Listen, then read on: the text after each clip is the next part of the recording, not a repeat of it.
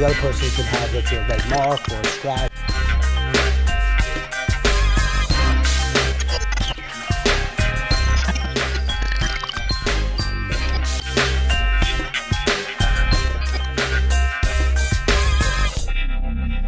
Hey everybody, good afternoon. This is David Kohlmeyer, the Problem Solver. Thank you so much for joining us today. Weekly podcast of the Problem Solver, every single week having amazing people coming on the Problem Solver show, discussing how we're going to solve problems in Clark County. We also have a weekly update with information on the Problem Solver app. You can go to theproblemsolver.vegas if you want to get any information. I'm always available 24/7, 702-400-7474. Anytime anyone has a problem, I would love to help you out.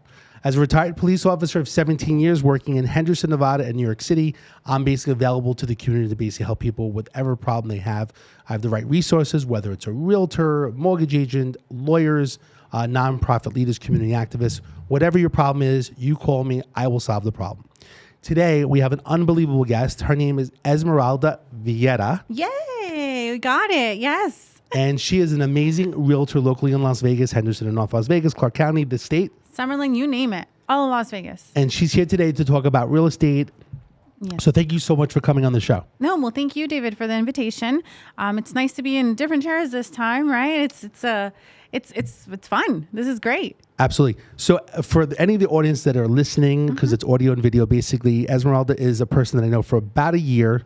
And I really wanted her to become the problem solver for the Spanish version. Español. Uh-huh. And she has some TV experience, news reporting, field reporting, and stuff like that. Yes, sir. She has an amazing personality, as I know her. Thank you. And so today I want to bring on the show to basically talk about all the stuff that you're doing for the greater good of mankind locally here for real estate. A lot of people think like, how is a realtor, solving problems? But you are actually creating homes for people. Mm-hmm. And the truth is, it's an amazing thing because that's where life is in your home. Mm-hmm. I'm going to be honest though. I don't build them myself. Okay.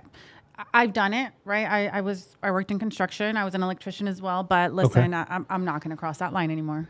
It's a lot of work building the homes. God bless the people that build the homes. It's kind of dangerous these days. It's dangerous. It's exhausting. Like my parents are still in it. And you know what? My hat off to them. It's 117 degrees out there and I'm still showing homes and I'm like, oh my God, it's only been 30 minutes. It's a workout alone just to probably show homes in general, right? If you got to go out to 5-6 homes. Yes. And basically 110 degree weather, basically showing homes. It's not an easy job. A lot of people think being a realtor basically is easy. Like, oh, you just open a door and you show the house, but there's a lot more to it. There's a lot more to it. Yes. And it's not just the weather, it's the traffic, right? And it's adjusting to your clients' schedules, right? I've got clients that sometimes are out of work at 8 a.m. and well, we gotta go out that same time, the moment they're out of work, to accommodate their schedule. But I got to get them back home by a certain time so they can get their 8 hours of sleep and be ready for work the next day. So it depends on my clients. It's a lot of work.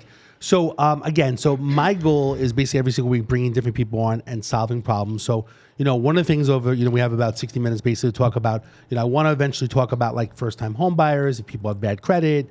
Some people talk about rent to own, lease to own, if that's really legitimate, if it's not, owner will carry, seller financing, like a lot of strategies. I want to get your opinion because every realtor is different. And I personally met 20 realtors over I'm here 20 years in February. So everyone has something else to say. So I want to get your insight, a little bit, but I want to learn a little bit about you. Yeah. Tell me specifically more about you, because even though I know you I don't know the ins and outs of you.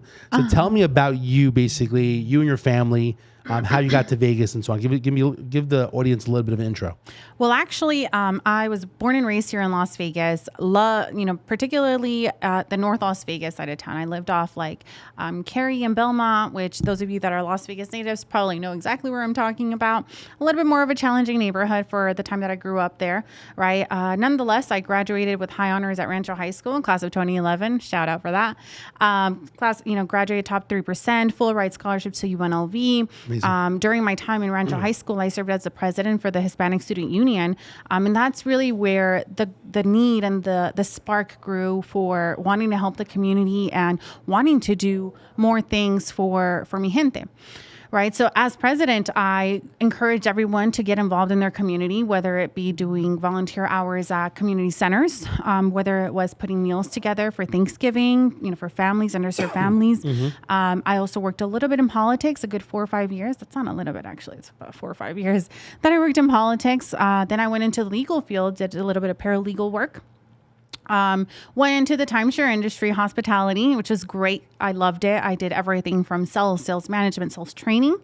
And then the pandemic hit, right? So I got laid off from the position that I was in. And decided that, well, I've already have my real estate license. Like this is my time to shine. Like if I wanted a kick in the behind, that was it. Let's jump into real estate.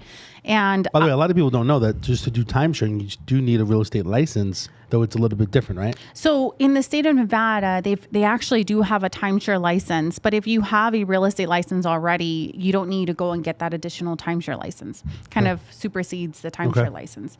Yeah, and the opportunity came to me to, hey, let's go into sales. And so wait a second, so you had your real estate license? I did. You didn't have the actual timesharing one. I didn't. I never had the timeshare license. That's interesting. Yeah. Most people start the other way, probably.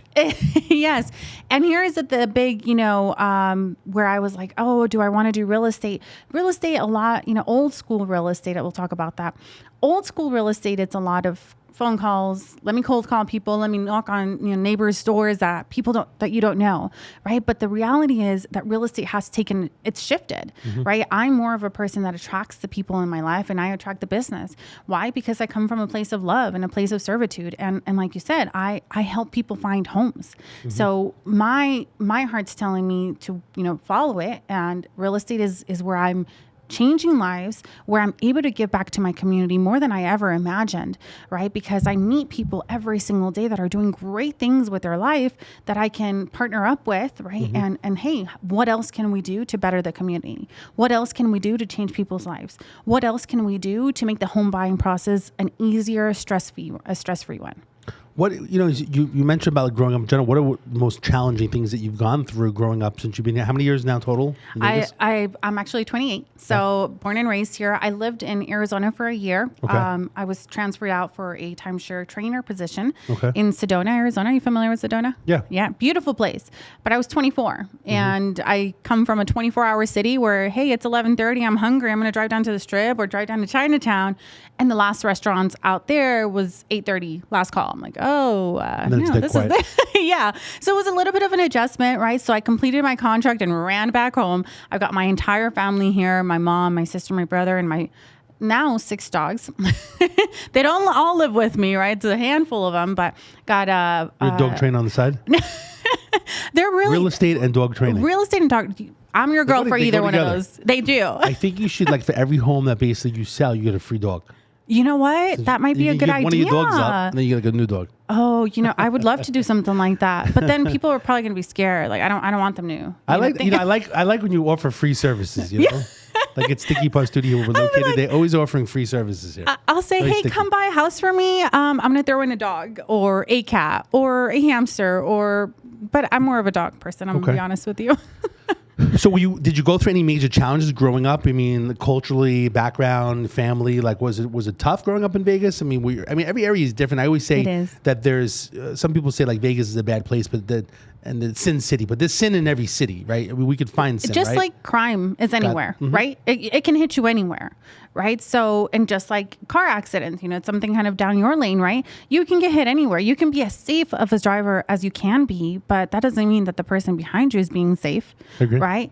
Some of the challenges though, growing up, it was a very underserved community, right? But my parents were very strict from the very beginning. You go to school, you come home, you do your homework, and you go to bed, right? So it was a very routine life.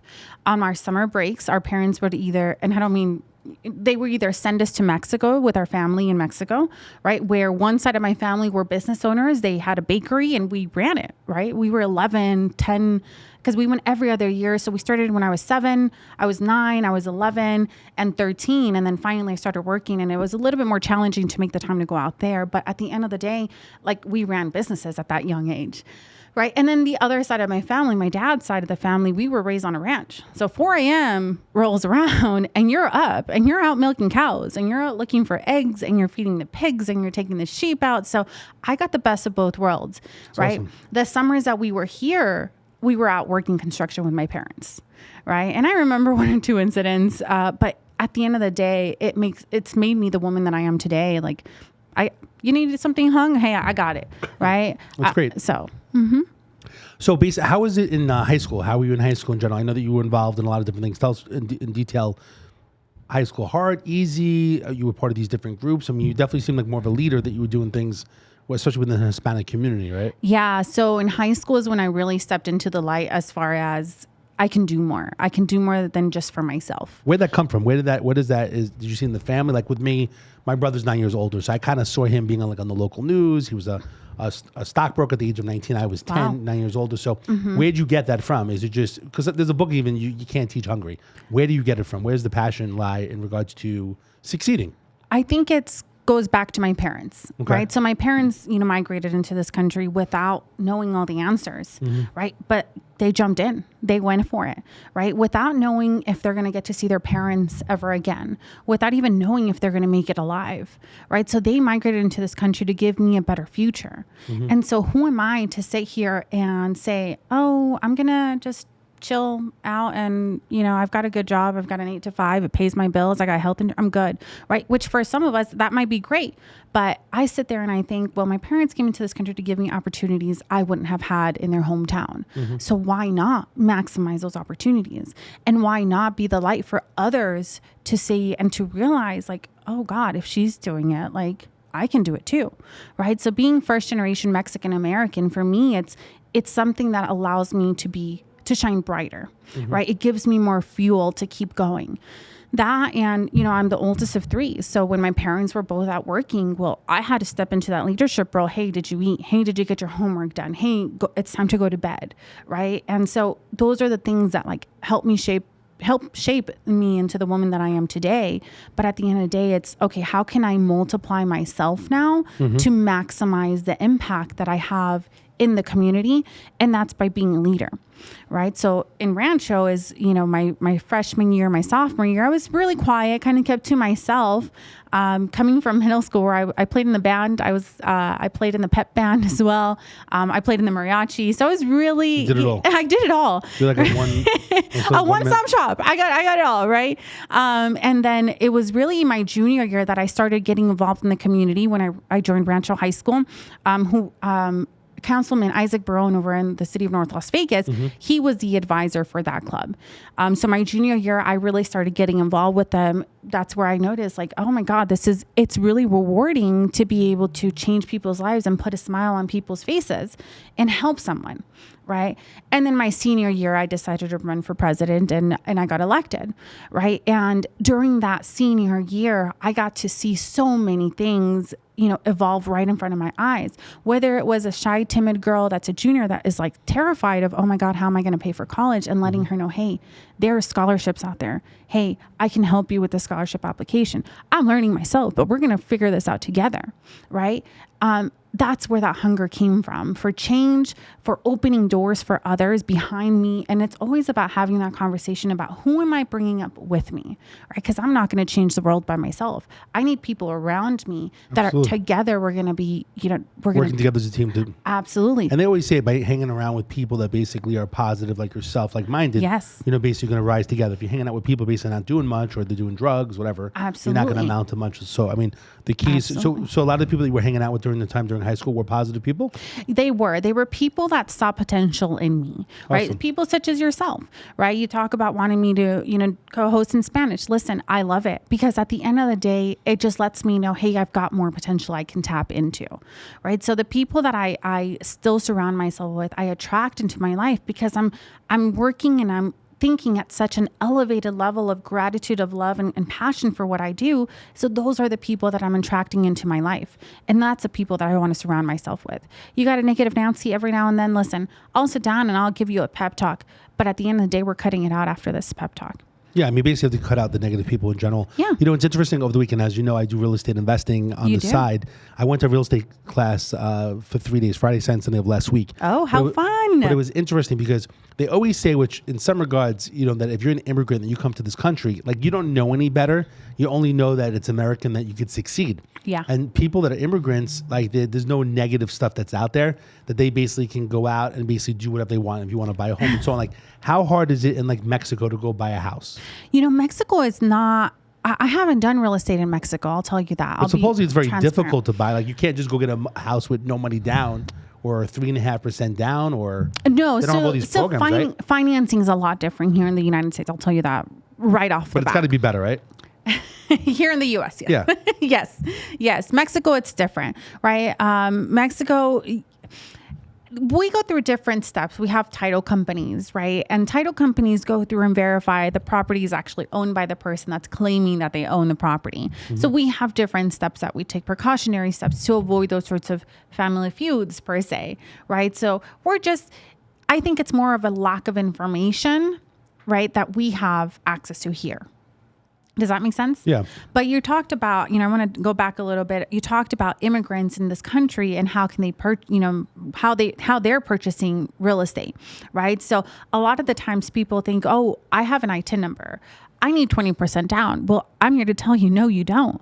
I've got lenders that can qualify you with an I-10 with as little as 2 to 3% down. So why wouldn't you try and purchase a home and build your own equity and have a legacy that you're going to build to leave for your kids, your grandkids, great grandkids? Like at the end of the day, that's what we migrate into this country for.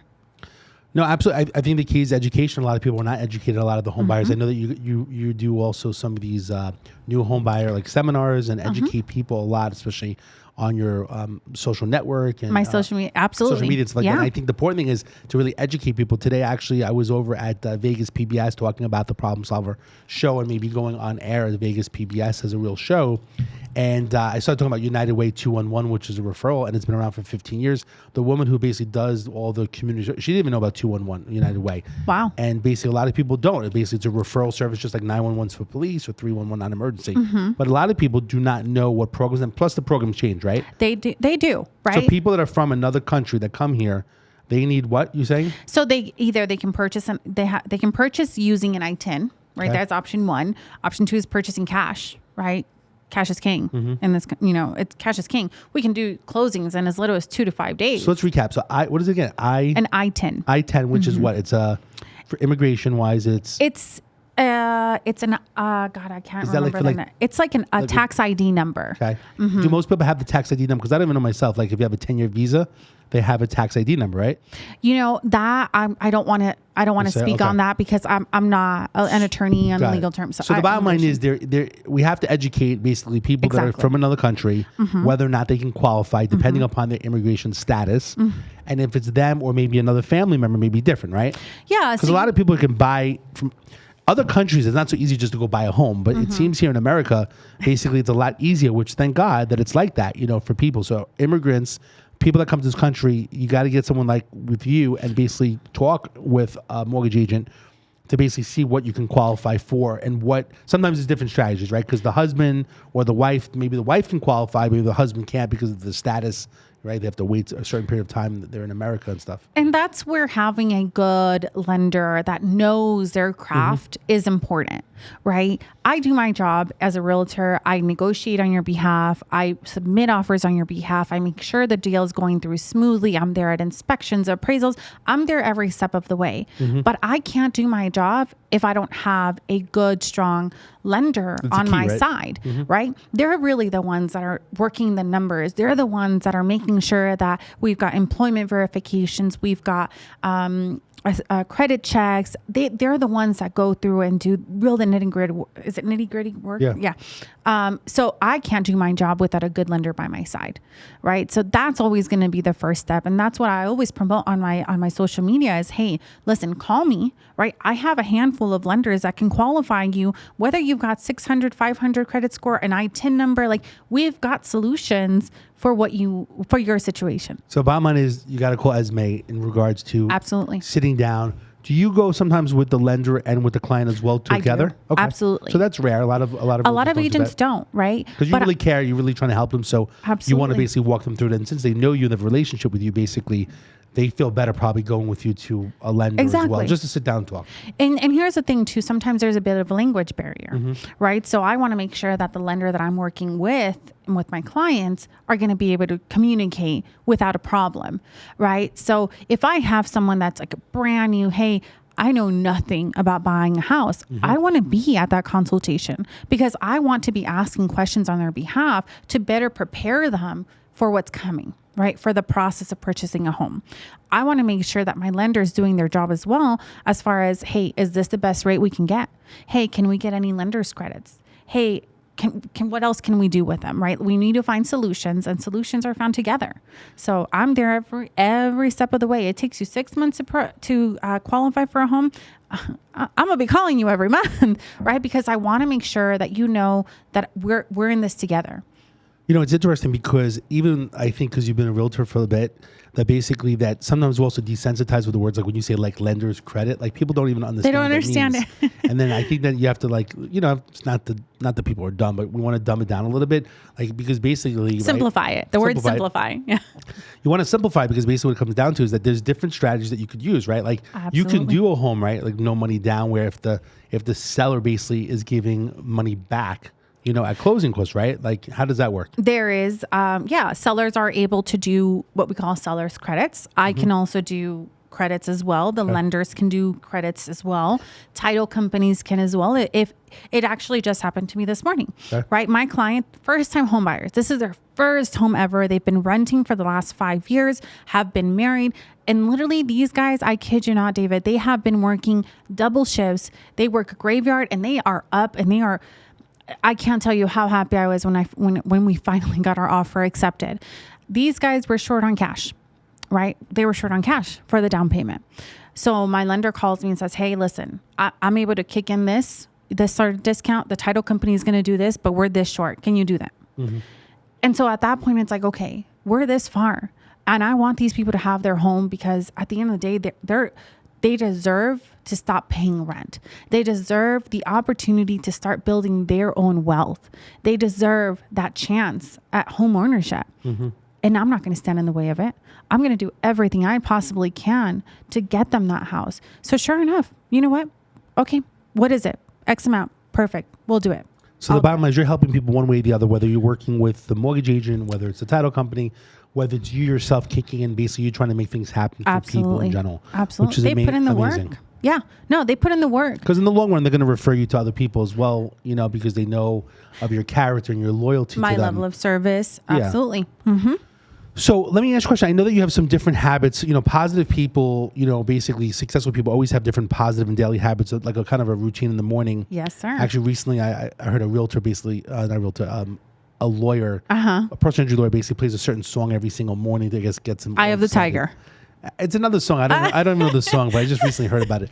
I think it's on his commercial. What is your morning routine, your daily habits? Is there a song that you listen to in the morning to pump you up? Because you work long hours. I see that you're working into the night. Tell me a little bit about your morning routine. What inspires you?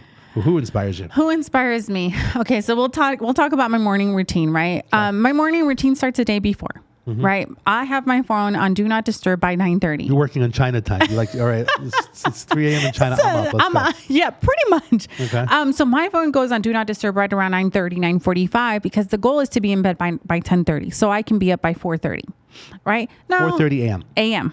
4:30 a.m. So that's why I say it starts the day before. So you're not on the farm anymore. No. You can sleep till 6. I know. I do that.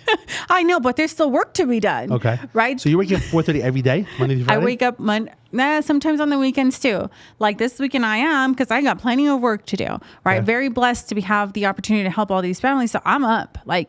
There's work to do. Right? So maybe I'm up. You should come over 4:30 to my house with the 3 kids and take care of them before you start your. Wake up at 3 a.m. Disclaimer: I don't have a husband that I need to wake up for. I don't have kids. So you know what? 4:30 is good for me. It works for me. I'm ready to go. Got it. Right? And then I hit the gym. Okay. Right. I hit the gym. Great. And during the time at the gym, I'm listening to music that's pumping me up, whether it's Eye of the Tiger, whether it's J Balvin, something to keep me pumped up at the gym. Right. I go home. Are there people at the gym at 4:30? It's just like No, you and the it's my favorite cleaning time guy. to go. It's very few people there, right? Oh my God. There is like the Smith machine is open, and that's usually not open around 8:39 because I've slept in sometimes. I'm not perfect, right? But there are days that I do sleep in, and I'm like, oh God, I should have gotten up at 4:30 because it's slammed. Like I can't even do squats here. Like I can't. So you go to the gym, you work out, you get pumped up, you're motivated. I'm motivated, and I go back home. What time we at now? At this time, it's about 5:15. I get back home about 6:30. Okay. 6:30 rolls around. I'm back at home and I'm either making my breakfast or getting ready for the day. And I have motivational speeches playing on YouTube, and it's on full blast. I'm sure my neighbors hate me, but at the end of the day, listen, it's what's working for me. So I'm listening to whether it's Tony Robbins, whether it's Les Brown, whether it's affirmations on repetition, right?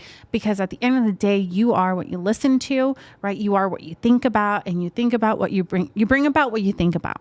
So I'm always at this high elevation of I am abundant. I attract the right people in my life. I attract love. I attract positivity. And that's the people that surrounds me. Right. So that's how I get my head straight. All right. It's business mode now. It's interesting because they don't teach it in school, and I always think like self-improvement. Like I've been through a lot of seminars myself or PSI. I've been through Tony Robbins. I saw Christopher Reeve when he was injured in the wheelchair after his accident when he was alive in New York City, Madison Square Garden. So a lot of different people. So I've motivated myself. I don't know where it really comes from. Like I said, maybe my brother, but basically it's amazing that you do that. I mean, think about if everyone really did that. I mean, first of all, waking up at 4:30 is one thing on a whole, but even affirmations, being positive, listening to, especially in the car, right? They say it's a lot of wasted time when you're driving, right? Listening to this stuff is important. I used to do a lot more of it. I guess these days I'm just on the phone constantly. And being on the phone is okay too, right? There are times that I'm on the phone, You should make time. I do believe in self-improvement, reading like a book a month, stuff like that. I mean, so part of my morning routine is reading 10 pages in the morning and 10 pages in the evening. Now, I'll be honest, I sometimes will try and take a shortcut. I'm just going to sit here and read 20 pages right now in the morning, right? I go to the office, I read my 20 or 10 pages, depending upon the mood, right? If I've got plenty of work to do, but I always make sure I do my affirmations every morning. It's great. It's amazing. Affirmations every morning. Do you do it in front of a mirror? No. Some people talk about doing it in front of a mirror. No, I put in my AirPods. Okay. Put some, high frequency music, and I just write my affirmations 25 times every single morning. 25 times. Is there one you want to share?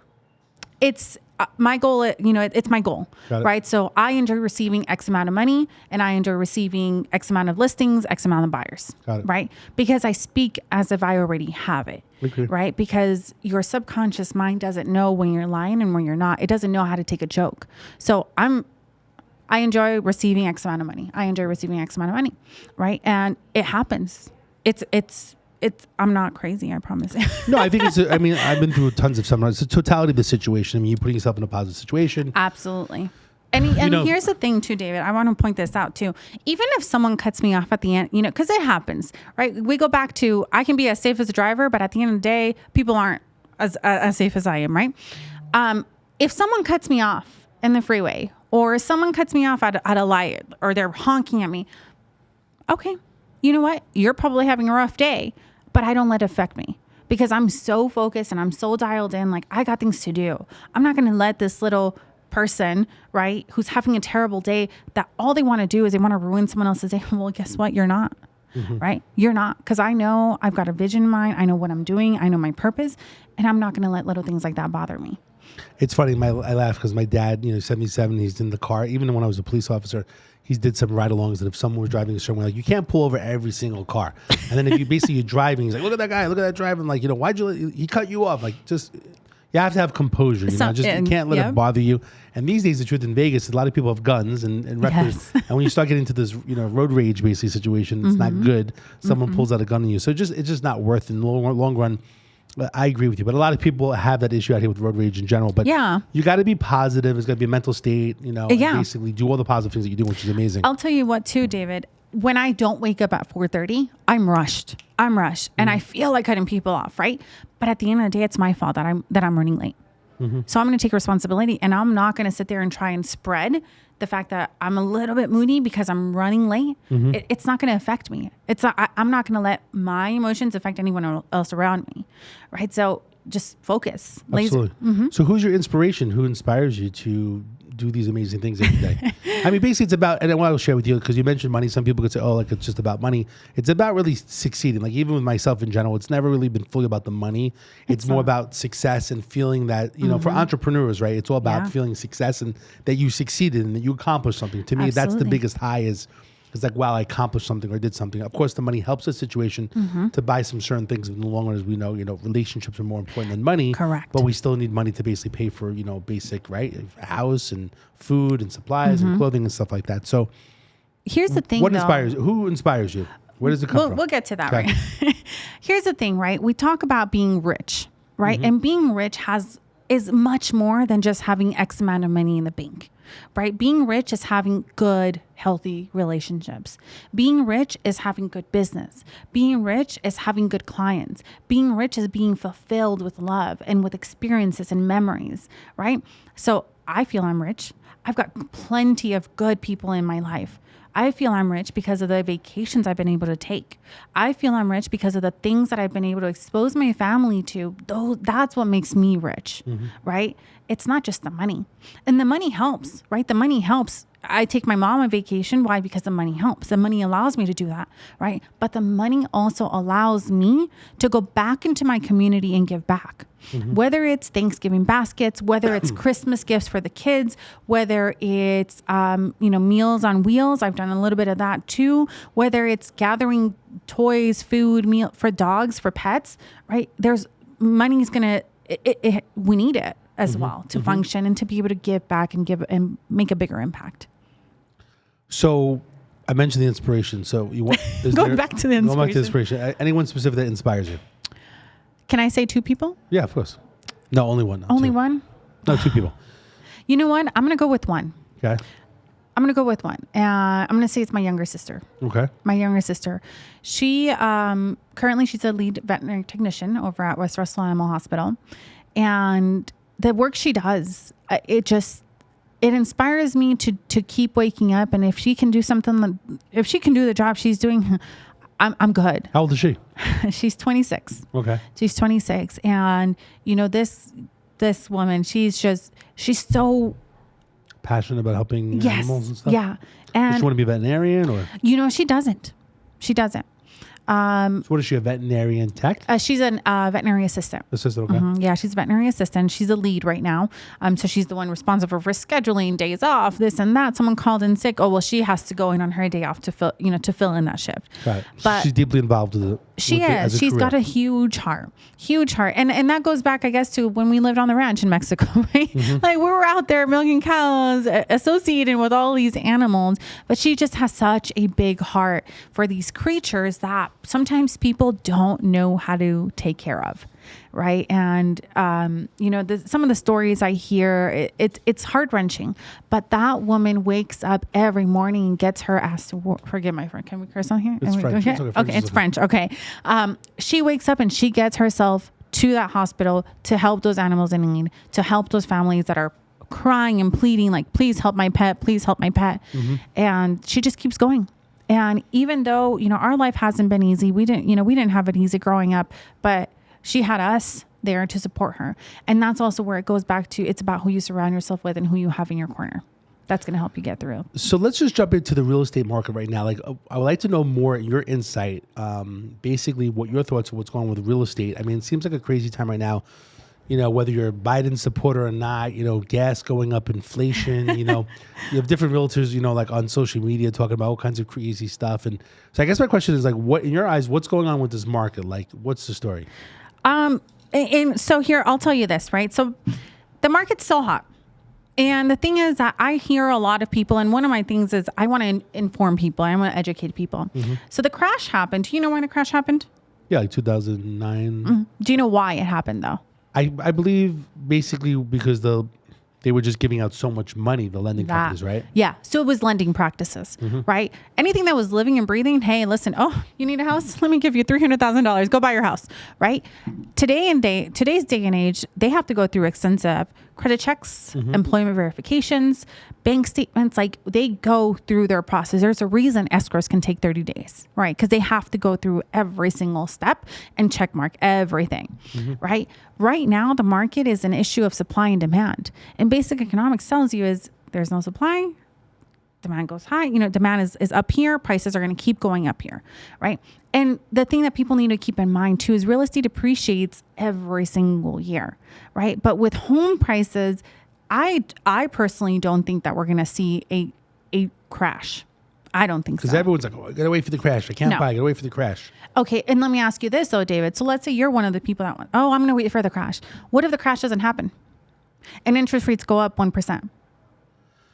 Well, it's funny. I remember, so I'm here 20 years coming up this February, and I remember when I was a police officer, there was a sergeant. He's like, you got to go buy a home. You got to buy a home, and that was when the market was high. And I didn't buy it. I felt kind of a little bit of ashamed that I didn't buy a home because the other police officers, I was single at the time, wasn't married, no kids. I was kind of, I kind of was a little bit jealous of the other police officers, basically that they have a home and I'm still renting, even though I felt I was living in paradise compared to, being in New York City where things were much more expensive. But I guess when it crashed, it was a good time because basically that's when I bought my first home in 2009. And it's a good thing I waited. The home I originally was $360. I got it for $260. I was like, wow, I saved $100,000. And what made me a little bit upset was that, like, it's previous, maybe 5, 7, 8 years back, someone bought that home for $160. So at least I felt like I was in the middle. I didn't spend the $360, but I'm not at the $160. I'm at $260. And then when the crash took place, I actually went back to the $160. I'm like, oh my God, I lost $100,000 on paper, right? And now it was funny. It finally got back to the $260, and now it's probably $360, $400 now, and if not going higher. And that's my first home, which I still have, which is a rental property. But good for you. But here's the thing, right? It's just crazy. The market has seasonality, and the market right now is going to have a tendency to slow down, right? But you as a buyer, with interest rates being as low as they are, when people are kind of chilling back, they're like, oh, the holidays are coming. No one wants to really be shopping. So why not take initiative now when interest rates are low? Because come first quarter 2022, when interest rates start to go up, you're not going to be able to afford the same house you can afford to buy now, right? It is still a seller's market. I think it's still a seller's market, right? Because we are still competing up against offers. But at the end of the day, it matters who you hire to represent you in a transaction, right? Because this industry is about relationships. And listen, if I'm going to be working with you, I want to make sure that you have a good impression of who I am and how I work, right? Because you and I are going to be working together for the next 30 to 45 days until my clients close on their house, right? So it matters who you hire. You want someone that's going to be affirmative. You want someone that's going to be on top of their things. You want someone that has negotiation skills and people skills. This industry is about relationships that you've built, right? And if you've got an agent that has burnt bridges left and right, do you think people want to work with them? No, absolutely not. No, right? So it matters who you hire in this industry. Especially for the fact that the rates, I guess, it's interesting. So one flyer once it said if home was like $360, let's just say $400,000, the interest rate is like 2%. And then the home that's $500,000, at $400,000 and the interest rate 6%. Like, it's kind of a weird situation when the interest rate's lower, you're getting the same home at the same payment. Even though you owe more money, the interest rate's lower now. So it's the same payment. So it's kind of interesting times of... So the interest rate, right? So the lower the interest rate, the more home you can afford, right? Because with a lower interest rate, right now you can afford a $300,000 house. But when interest rates go up 1%, you're going to have to bump your price point down to $280, $275. And I'll tell you what, that price point is... It's harder to find that home, right? Yeah. I mean, a lot of buyers are in that price point, right? So it's going to depend on what exactly you're looking for and what price point you're going to be in. But it really does come back to the agent that you have working for you. Absolutely. Can you explain how, like with FHA financing, like people say now, like come January 1, FHA basically that it's going to be a larger value. Like you can get more of a home with FHA financing. And then January 1, like everyone's going to go out and start buying homes because now you can buy more of a home because the federal government basically is allowing I don't even know what the numbers are. Let's just say it's $356,000 to get an FHA home, like low money down. And then come January 1, it's going to be like $425,000. So people January 1 are going to basically go out and go buy more homes. And it'll be even hotter because basically they can get more home, because right now, right, if you look up homes up to like, let's say 365, there's very few. So if FHA limits basically change, then basically you can buy more of a home. Can you explain that a little bit? So I'm not a lender, right? And so I don't want to misspeak on that. I will say FHA limits have gone up, right? So what that means is you can buy more house now with an FHA loan. Now with people, you're talking about, more people want to buy come January 1st. Well, more people are going to want to buy, because after the holidays, we're done spending all this money on these gifts. Now we can buy a house, right? But do you realize, like, what are your priorities then? Do you want to seriously sit there and give your kid, give all these thousands of dollars in gifts, or do you rather save it to buy a house, with your down payment for it, for your down payment? Then comes tax season, right? People are waiting for tax season as well. So if you already have the money now, when there's not a lot of people on the market, why not start shopping now? Who cares if you close the day before Thanksgiving? You're still gonna, at the end of the day, you're getting a home, you're building your equity, you're building your legacy. You're not paying someone else's mortgage. So like, why is it bad to have a rental? Like some people say, I love renting, and renting's the best. Like, what are your thoughts about renting? Renting works for some people, right? It works for some people. Owning is also not for everybody, right? I personally am going to be a huge advocate for owning. Right. I understand that there are certain conditions or certain situations that you probably can't buy just yet. Right. In which case I will gladly help get you into a rental. But I want to make sure that we've exhausted our options as far as buying. Right. Because I'd rather have you building your equity and building your wealth than someone else's wealth. What does it mean when people say like generation wealth with real estate? Generational wealth. So when you own a home, you own it. Free and clear. Once you're done paying it, you own it free and clear. Okay. So it's something you can pass on to your kids, or it's something you can pull the equity out, go buy a second home, have first home as a rental, and now you have a bigger home for the entire family. And then when the kids graduate high school or college, here's a house for you. That's what we call generational wealth, right? It's setting the example of, hey, if I can do it, you can do it too. Right. And that's how people start building wealth using real estate equity, learning how to use their equity, learning how to, purchase properties, distressed properties that they can rent out. Right. At the end of the day, if your mortgage, let's say, for example, you buy a condo, an apartment for $100,000, right? Your mortgage on that could be $800. You can rent it for $1,500. Like, you're making $700 off of it. So like, that's what we talk about when we think about generational wealth. It's that, but it's also the knowledge of, hey, don't be scared of the market. Hey, we can become wealthy off real estate. We just need to learn how to maneuver it. It's interesting because like my parents bought a home, 50 years ago in New York City. It was like $60,000.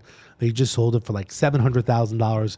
And of course I want my parents to live as long as possible, but technically that money, right, would help the next generation. Like, let's say me now, I'm fortunate that I bought real estate. I moved to Vegas and things were cheaper, no state tax, no city tax. So I was able to afford a bigger home and then buy real estate. But technically that, right, the money basically helps my generation, then helps my children. So the truth is you're really benefiting each of your generation of your bloodline. Yes, you are. By buying real estate, even one piece of real estate. Imagine if you bought a second piece of property. It's different if you're an investor and you're buying different properties. If you buy one home, it's a home for you and generational wealth. Imagine if you buy one more home. Even my parents, imagine if they would have bought one more home, which they probably couldn't afford, but if they were renting out, or they had that mindset or the education, from a mortgage agent, from a realtor, and basically trying to buy one more home, they would have had another $750,000 that when they retired, they would have it in the bank account and maybe live off of whether it's 4% or 5% interest rate. And their lifestyle would be a little bit easier. Not that they have it so hard, but it would be even nicer, the extra money, right? So people just don't really understand that. I think, again, it comes back to education. Now, we're fortunate that people get to meet with you and you have these different lenders and different people to make basically buying a home easy to understand. A possibility. A lot of realtors don't talk the way that you speak about, and they don't educate people in general, so they don't understand that. Like, I've never heard any realtor say, you need to basically create generational wealth for you and your family.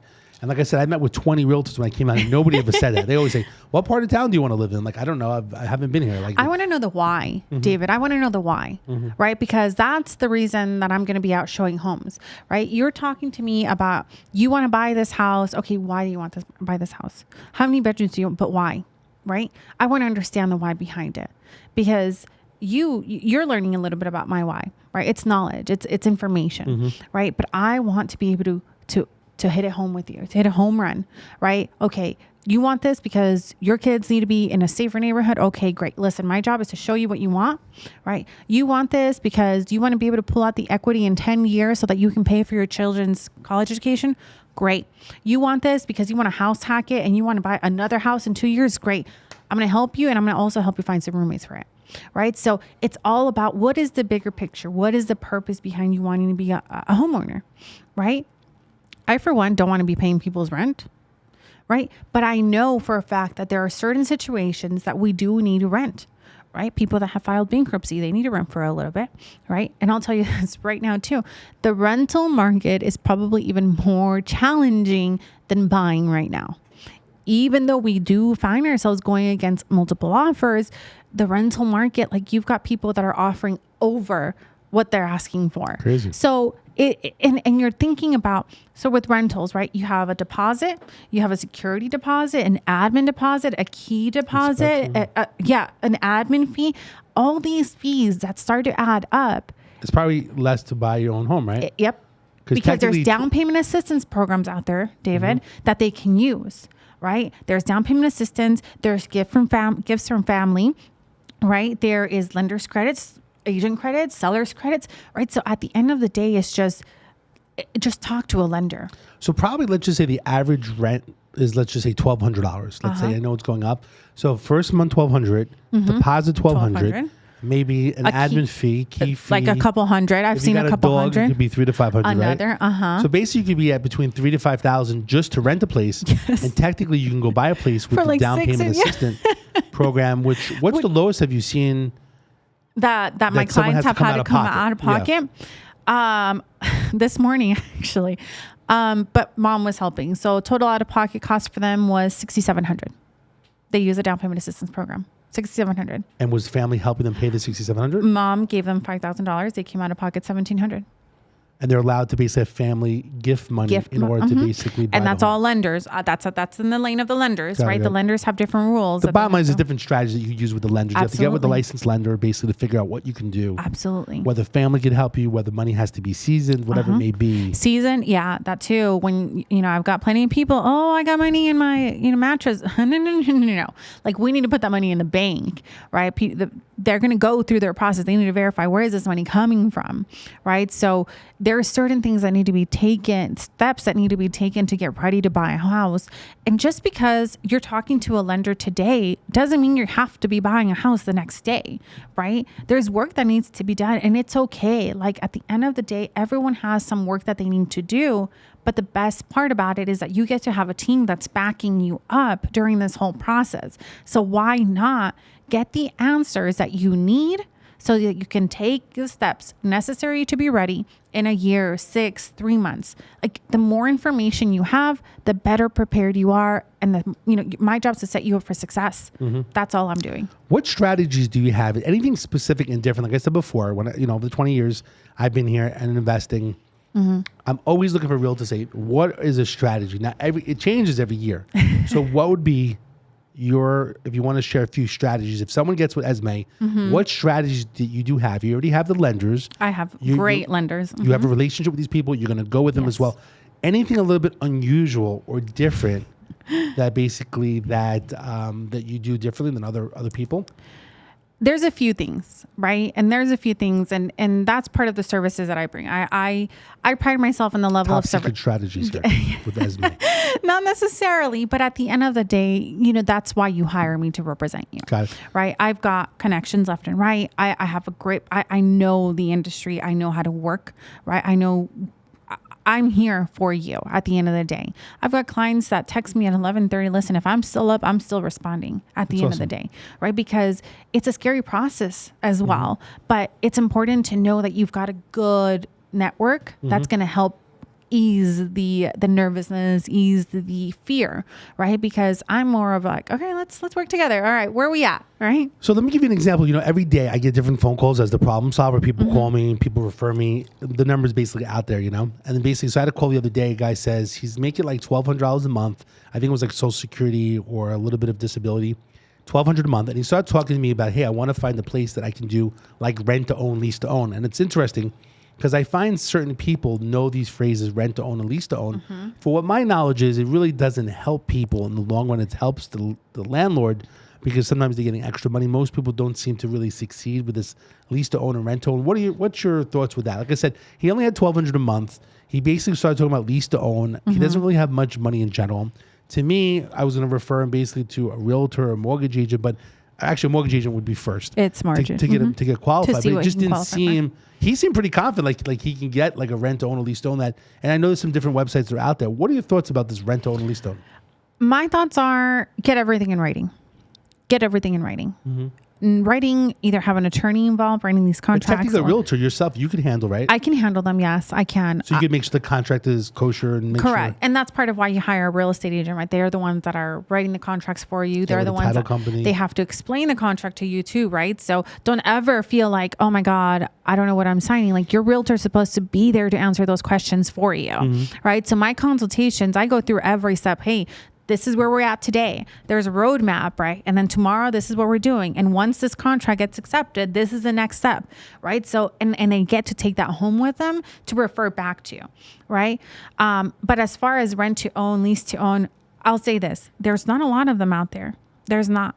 And not a lot of owners will carry because again, it's a seller's market.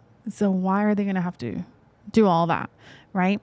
I've heard a lot of stories where people get burnt. Right?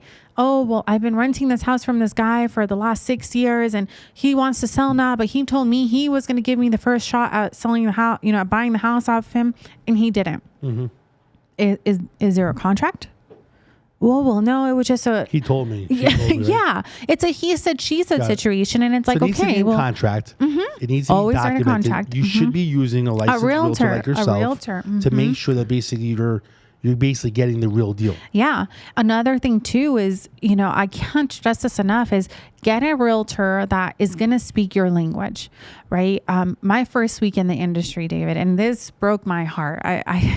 It took me back. I'm like, oh my God, do I really want to be in this industry? I had a gentleman, a senior, he was 70, I think he told me 73, had 2 houses. One was for sale. And he says, it's been on the market for 6 months. He says 6 months. And they've been showing the house and it doesn't sell. And mind you, it's in a highly desirable downtown area. And I'm like, okay, so what's the address? So I pull it up. It's not on the market.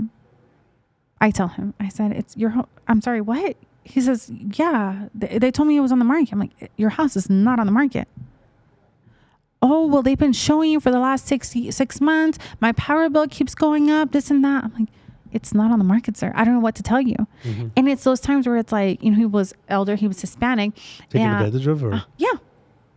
I don't know. Somebody was living there? Or? And then I tried to call the agent, didn't answer, so I'm going to call the broker, right? So in a way, I'm kind of you already over here on my end, try to solve some problems for people, but always make sure that, you have evaluated your options with other realtors. I do consultation for free. I do real estate reviews completely for free as well. Like you want to know what's happening in your neighborhood, give me a call. I'll put together a report and show you what's happening in your community. What about people with bad credit? I think they put their head in the sand and they think that they're not going to be able to buy something. You mentioned before credit, even up to credit score 500. What do you do for people that are basically like, I don't think I can get a house? Like, what do you recommend? I know they should call you in general. What's your thoughts on bad credit? Do you have people that work with the credit situation? Or like, what do you? I'm going to say, I don't mean to be, are you a lender? Well, no. Okay. So how do you know you're not ready to buy a house? How do you know you can't qualify? Yeah.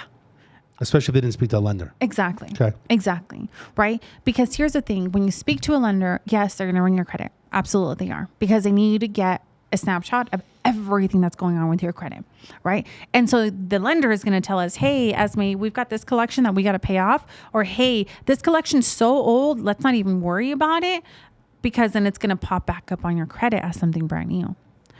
So those are those little things that I'm just like, guys, like, please, please, please, please don't ever assume that you're not ready to buy a house if you haven't already spoken to a lender.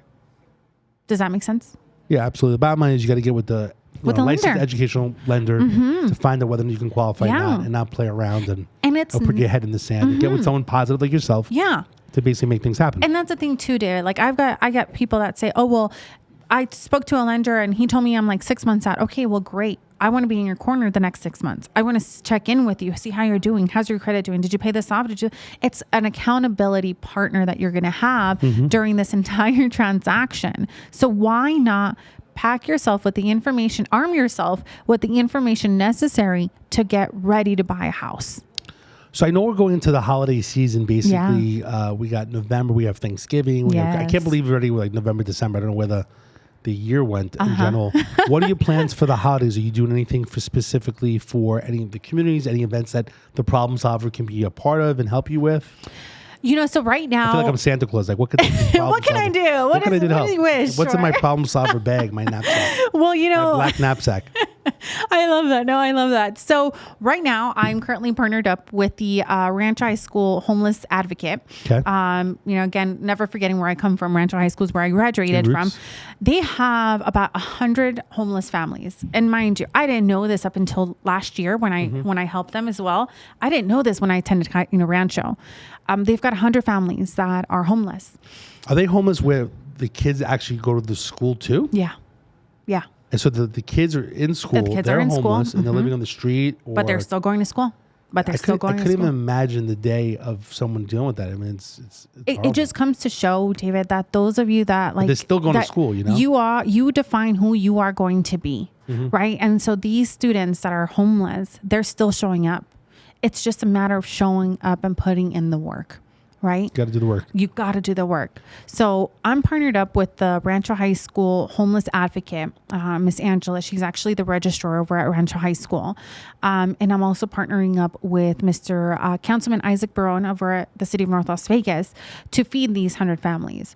Now, mind you, not all of them have any means to cook, right? So we're doing 50 Thanksgiving baskets, right? And then 50 $25 gift cards. So right now, I've got different classmates that have been donating, right, for the gift cards. I'm also looking for volunteers to help put together these baskets. So looking for volunteers and sponsors. And sponsors, yes. And this is, it's never forgetting where you come from and keeping in mind who are the people that I know that are going to be able to help me maximize the impact.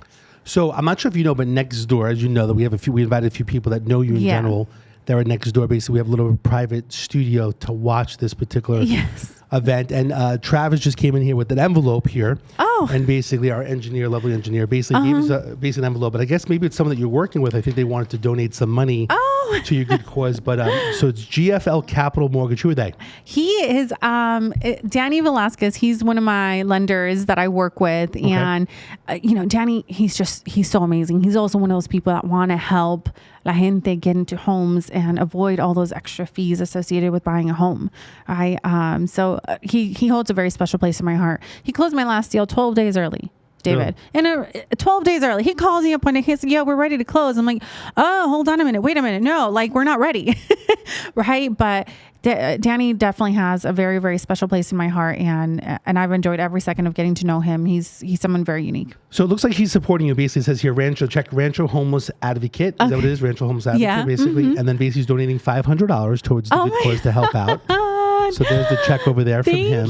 Thank you, Danny. Thank you so much. And that's basically what is it? It's GFL Capital Mortgage, and they do a lot of the mortgage that you work with. Yes, he does. And he's one of those people too that, David, he's there every step of the way. We sit down and we work their credit, and hey, we got to do this, this, and this, and we put together a timeline, and we're there every step of the way. So I see they're in Henderson, 670 South Green Valley Parkway, Suite 200, Henderson. What's his phone number if anyone needs a mortgage agent? You know what? Let me go ahead and grab that information. So we appreciate him supporting it. So what is it? So right now the $500, what do you think that will support? What will that do? So if we're doing $25 gift cards, that's 200 of nope, 20 of them. I can't do math apparently. So 20 gift cards. Yep, 500. They're $25 gift cards. Okay.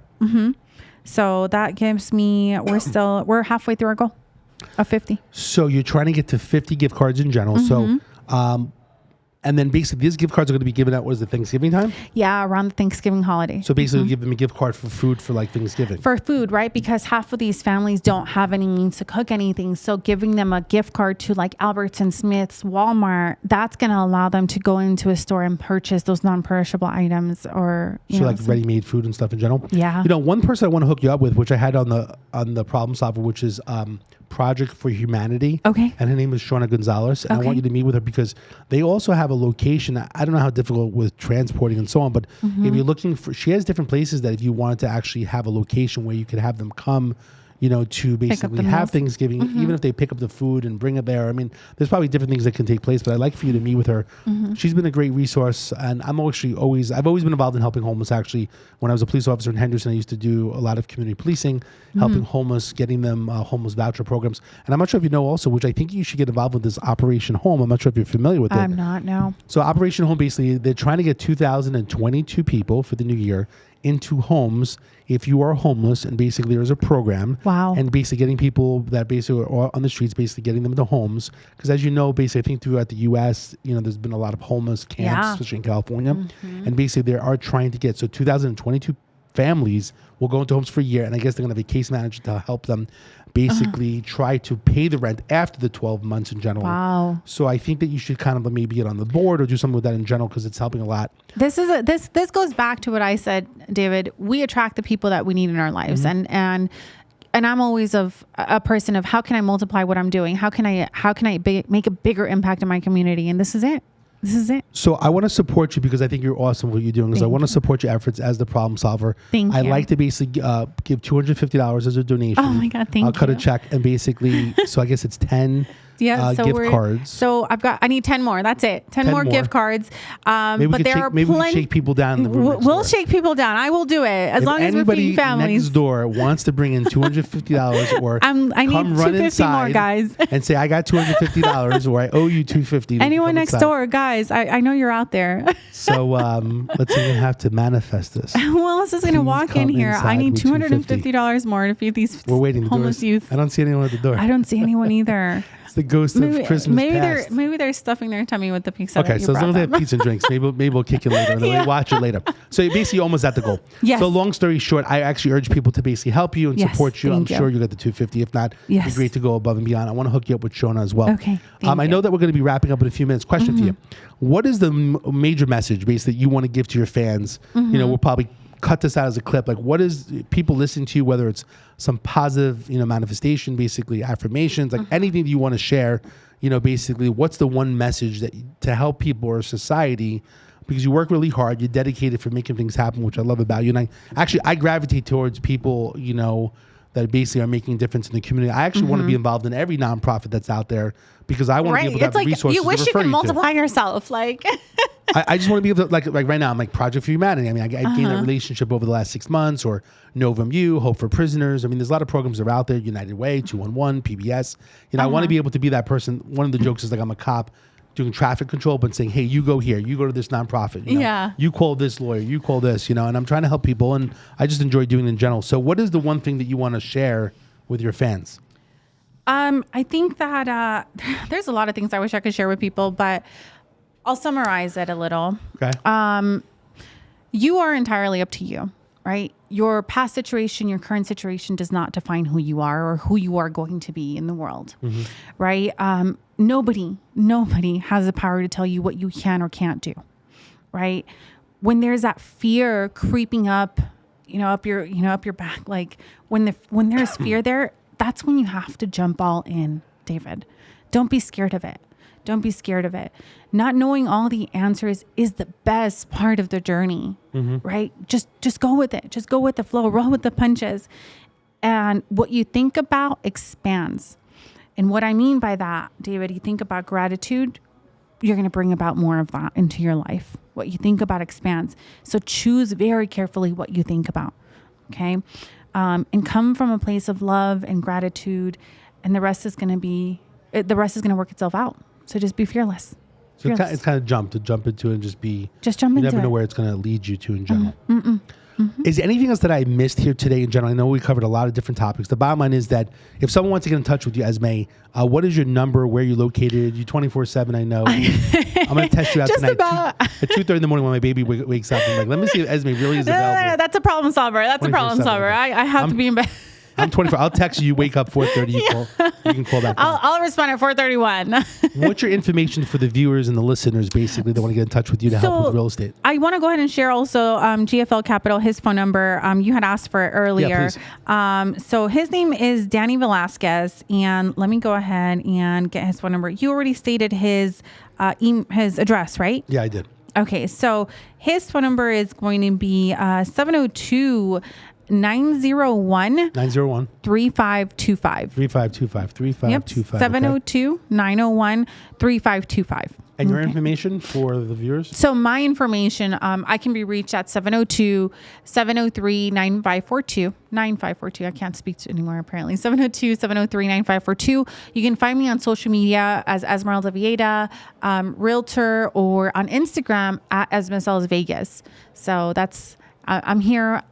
You know, even if it's just a question, like there is no dumb question when it comes to real estate, and don't be scared to reach out. I'm here to just as a resource. Awesome. Well, thank you so much for joining us. Thank you, And I want to have you back on the show. I'd like for you maybe to be a guest host, basically, to jump on with me when we have some different people here on the show. Yeah, let's in the future. do it. So whenever you have time, I know you're busy, but I'd love to do that in the future. So thank you so much for joining. Absolutely. No, thank you. So every single week, basically, the problem solver, basically myself, Dave Coleman, another problem solver, just like Esme here, basically are helping people with different problems, whether it's real estate, someone gets into an accident, they're injured, they get arrested, whatever the problem may be.